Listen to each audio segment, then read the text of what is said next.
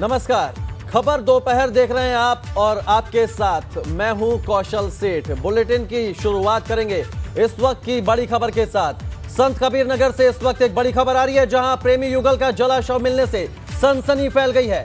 संत कबीर नगर से ये बड़ी खबर आपको बता रहे हैं, प्रेमी युगल का जला हुआ शव मिला है और इस शव के मिलने से सनसनी फैल गई है।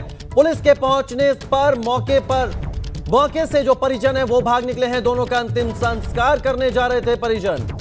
रात में शादी के बाद सुबह दोनों की लाश मिली। बड़ी खबर संत कबीर नगर से, प्रेमी युगल का जला हुआ शव मिलने से सनसनी फैल गई है। पुलिस के पहुंचने पर मौके से जो परिजन हैं वो भाग निकले। पुलिस के पहुंचते ही अर्ध जले शव को छोड़कर भाग निकले परिजन। हॉरर किलिंग की आशंका जताई जा रही है। धनगटा के मोड़ा डीहा गांव का है ये मामला। तस्वीरें हम आपको दिखा रहे हैं संत कबीर नगर से। प्रेमी जोड़े का अर्ध जला शव मिला है, तस्वीरें आप देखिए। पुलिस ने अब इन शवों को कब्जे में ले लिया है। कल शाम को जो परिजन है वो मौके से भाग निकले जैसे ही पुलिस इस घटना स्थल पर पहुंची। इस मामले में हॉरर किलिंग की आशंका जताई जा रही है। और रुक करते हैं एक और बड़ी खबर का। बलिया से इस वक्त एक बड़ी खबर आ रही है, जहां पुलिस को बड़ी कामयाबी मिली है। पुलिस ने 25 लाख रुपए की अवैध शराब बरामद की है। बलिया में पुलिस को बड़ी कामयाबी मिली है। पुलिस ने 25 लाख रुपए की अवैध शराब बरामद की है। इसके साथ ही 3 तस्करों को भी पुलिस ने गिरफ्तार किया है। बलिया से यह बड़ी खबर आपको बता रहे हैं।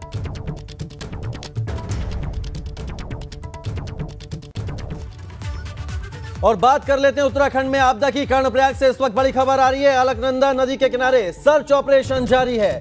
एसडीआरएफ की टीम को एक शव बुरी हालत में मिला है। बड़ी खबर कर्णप्रयाग से, एसडीआरएफ को एक शव बुरी हालत में मिला है। अलकनंदा नदी में ये सर्च ऑपरेशन जारी है। शव को एसडीआरएफ ने प्रशासन को सौंप दिया है। कई टीमें लगातार यहां सर्च ऑपरेशन में लगी हुई हैं।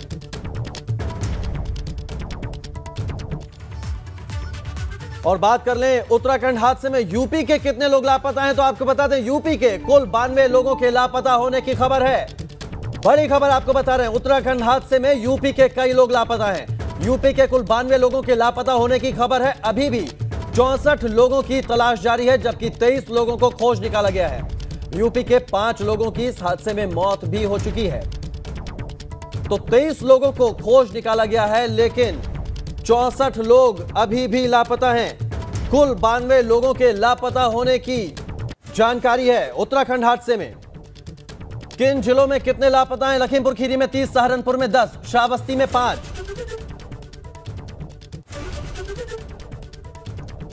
गोरखपुर में 4, रायबरेली में 2, कुशीनगर में 2। तो यूपी के किन जिलों में के लोग हैं जो उत्तराखंड आपदा में लापता हुए हैं, वो इन ग्राफिक्स के जरिए हम आपको बता रहे हैं। सोनभद्र के 1, शाहजहांपुर 1, मुरादाबाद 1, ये लापता लोग हैं जो उत्तराखंड आपदा में उत्तर प्रदेश से ताल्लुक रखते हैं और लापता हो गए हैं। कुल 92 लोग ऐसे हैं। एक बड़ी खबर आ रही है प्रयागराज से, जहां माघ मेले के सेक्टर 4 में आग लगी है। कल्पवासियों के कई तंबू इस आग में जलकर खाक हो गए हैं और तंबुओं में मौजूद सभी लोग सुरक्षित बाहर निकाल लिए गए हैं। बड़ी खबर प्रयागराज से, प्रयागराज में माघ मेले का आयोजन हो रहा है और माघ मेले के सेक्टर 4 में आग लगी है। कल्पवासियों के कई तंबू जलकर राख हो गए हैं। तस्वीरें हम आपको दिखा रहे हैं एबीपी गंगा पर। माघ मेले में सेक्टर 4 में यह आग लगी है। आग पर काबू पाने की कोशिशें जारी हैं। कल्पवासियों के कई तंबू इस आग में जलकर खाक हो गए हैं। मौके पर अफरा तफरी का माहौल है। तंबुओं में मौजूद सभी लोग सुरक्षित बाहर निकल आए हैं। ये गनीमत की बात है। माघ मेला सेक्टर 4 तस्वीरें हम आपको दिखा रहे हैं प्रयागराज से, जहां माघ मेले में सेक्टर 4 में कल्पवासियों के तंबुओं में आग लगी है।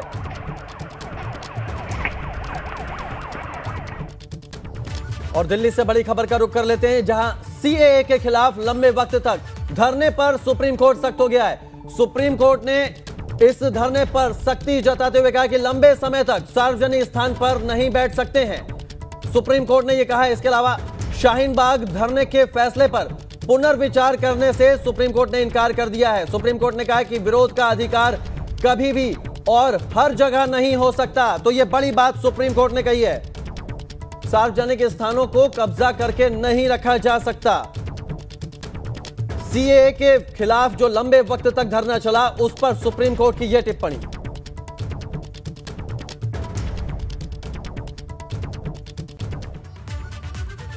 आगे बढ़ते हैं। किसान ट्रैक्टर परेड के दौरान लाल किला पर हिंसा की जांच करने दिल्ली पुलिस की टीम लाल किला पहुंची।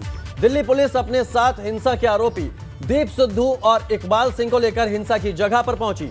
दिल्ली पुलिस हिंसा के पीछे की साजिश की तफ्तीश में जुटी हुई है। इसी दौरान दिल्ली पुलिस के अधिकारियों ने हिंसा वाली जगह पर दोनों आरोपियों से पूछताछ की।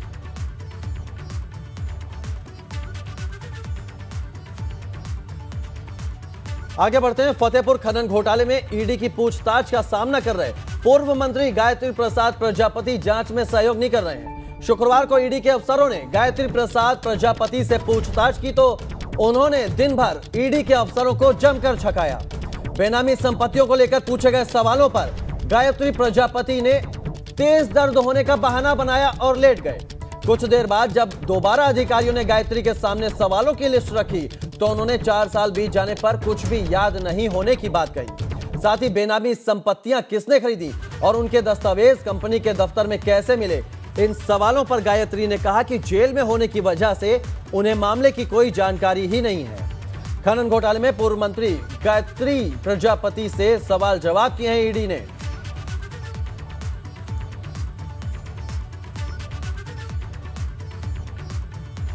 तो फतेहपुर कल दिन भर सवालों के जवाब में घुमाते रहे गायत्री प्रजापति। अफसरों के सवाल पर गायत्री ने दर्द का बहाना बनाया। बेनामी संपत्तियों को लेकर कहा कि उन्हें कुछ भी याद नहीं है।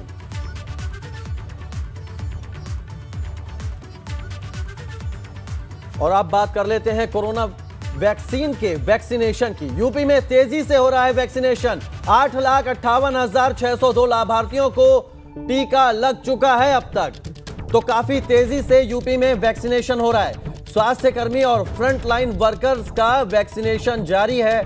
देश भर में 79,67,647 लोगों को अब तक वैक्सीन लग चुकी है। दूसरे चरण में फ्रंट लाइन वर्कर्स को वैक्सीन लग रही है और यूपी में वैक्सीनेशन काफी तेज रफ्तार से चल रहा है।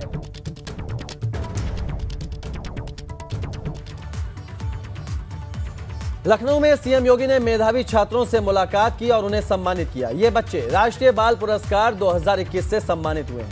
यूपी के 5 मेधावी छात्रों को पीएम मोदी ने सम्मानित किया है। सीएम ने सम्मान कार्यक्रम के दौरान कहा कि इन 5 बच्चों ने अच्छा काम किया है। तो मेधावी छात्रों का सम्मान किया है मुख्यमंत्री योगी आदित्यनाथ ने। 5 मेधावी छात्रों को पीएम ने सम्मानित किया है। सभी छात्रों को सीएम ने भी सम्मानित किया है। मेधावी छात्रों से मुख्यमंत्री मिले हैं। वीडियो कॉन्फ्रेंसिंग के जरिए ये मुलाकात हुई। प्रधानमंत्री मोदी जी के और भारत सरकार के,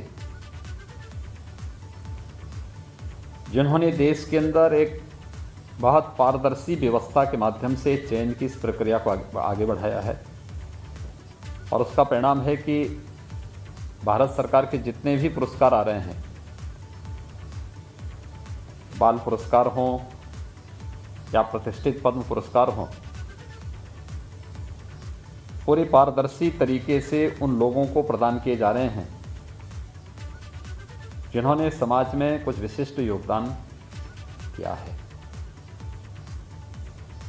जीवन के किसी भी क्षेत्र में व्यक्ति अपनी प्रतिभा को समाज के सामने ला सकता है। वह कला है, संस्कृति है, स्पोर्ट्स है, अपना साहित्य का है। तो यूपी के 5 मेधावी छात्र सीएम से मिले थे, जहां मुख्यमंत्री ने उन्हें सम्मानित किया। आगे बढ़ते हैं। आतंकियों के निशाने पर है एनएसए अजीत डोभाल। डोभाल की रेकी की खबर के बाद उनकी सुरक्षा को बढ़ा दिया गया है। बड़ी खबर आपको बता रहे हैं। आतंकियों के निशाने पर है राष्ट्रीय सुरक्षा सलाहकार अजीत डोभाल। डोभाल की रेकी की खबर के बाद अब उनकी सुरक्षा को बढ़ा दिया गया है। जैश आतंकी ने डोभाल के ऑफिस की रेकी की थी। ये बड़ी खबर आपको बता रहे हैं। 6 फरवरी को गिरफ्तार हुए आतंकी से इस बात के सबूत मिले हैं। कश्मीर के शोपियां से गिरफ्तार हुआ था यह आतंकी, जिससे यह बड़ी जानकारी सामने आई है।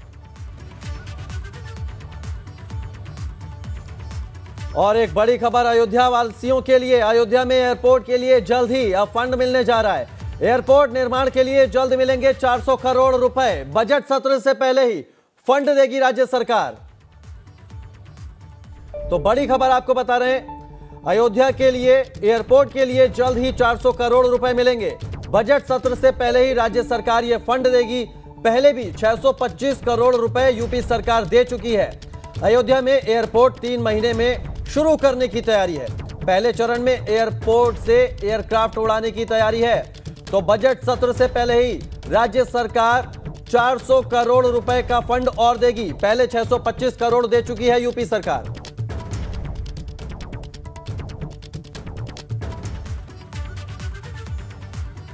मौनी अमावस्या के मौके पर प्रियंका गांधी वाड्रा प्रयागराज का दौरा यूं तो काफी चर्चा में रहा, लेकिन क्या आप जानते हैं प्रियंका के इसी दौरे को सफल बनाने के पीछे भाजपा के कद्दावर नेता का हाथ रहा। जी हां, चौंकिए मत, रक्षा मंत्री राजनाथ सिंह ने किस तरह से बड़ा दिल दिखाते हुए प्रियंका के संगम दौरे को पूरा करने में मदद की, इस रिपोर्ट के जरिए देखिए। प्रियंका का प्रयाग दौरा कैसे हुआ सफल? राजनाथ की मदद से सफल हुआ प्रियंका का प्लान। यह सियासत नहीं, शिष्टाचार है। सियासत में शिष्टाचार की भी एक बड़ी भूमिका होती है। इसे इन 2 तस्वीरों के जरिए समझिए।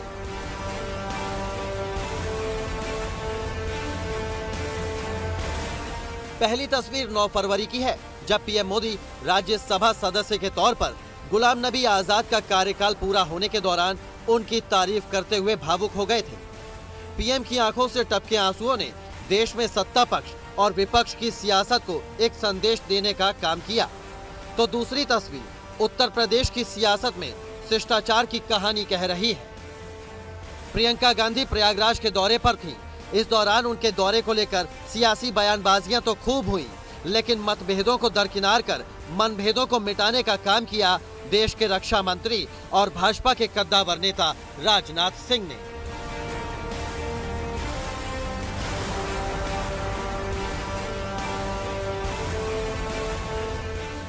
जी हाँ, ये तस्वीरें तो आपको याद ही होंगी, जब प्रियंका गांधी मौनी अमावस्या पर प्रयागराज पहुंची थी।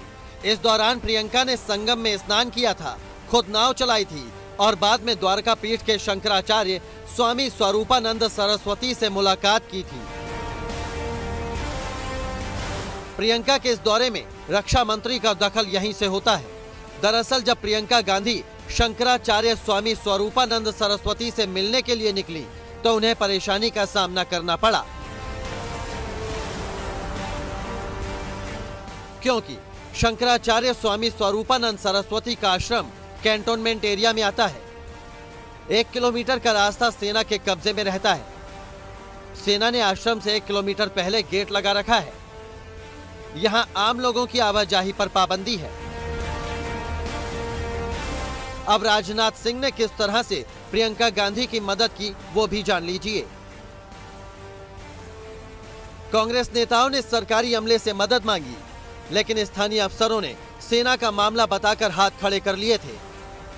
कांग्रेस नेता दिग्विजय सिंह और प्रमोद तिवारी ने रक्षा मंत्री राजनाथ सिंह से फोन पर बात की। रक्षा मंत्री राजनाथ सिंह ने सियासत से ऊपर उठकर मामले में दखल दिया। रक्षा मंत्री ने अपने निजी सचिव कुंदन कुमार के जरिए सेना के स्थानीय अफसरों से बात की। प्रियंका गांधी और उनके साथ शामिल लोगों को गाड़ियों से आश्रम तक जाने की इजाजत दिलवाई। कांग्रेस नेता दिग्विजय सिंह और प्रमोद तिवारी कुंदन कुमार से लगातार व्हाट्सएप के जरिए संपर्क में रहे। अगले दिन सुबह भी राजनाथ सिंह ने प्रमोद तिवारी से फोन कर व्यवस्थाओं की जानकारी ली।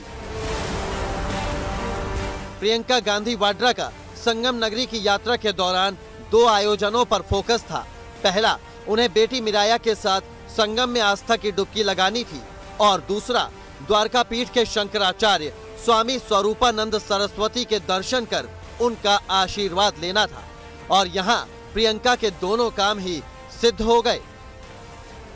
मोहम्मद मोइन, प्रयागराज, एबीपी गंगा।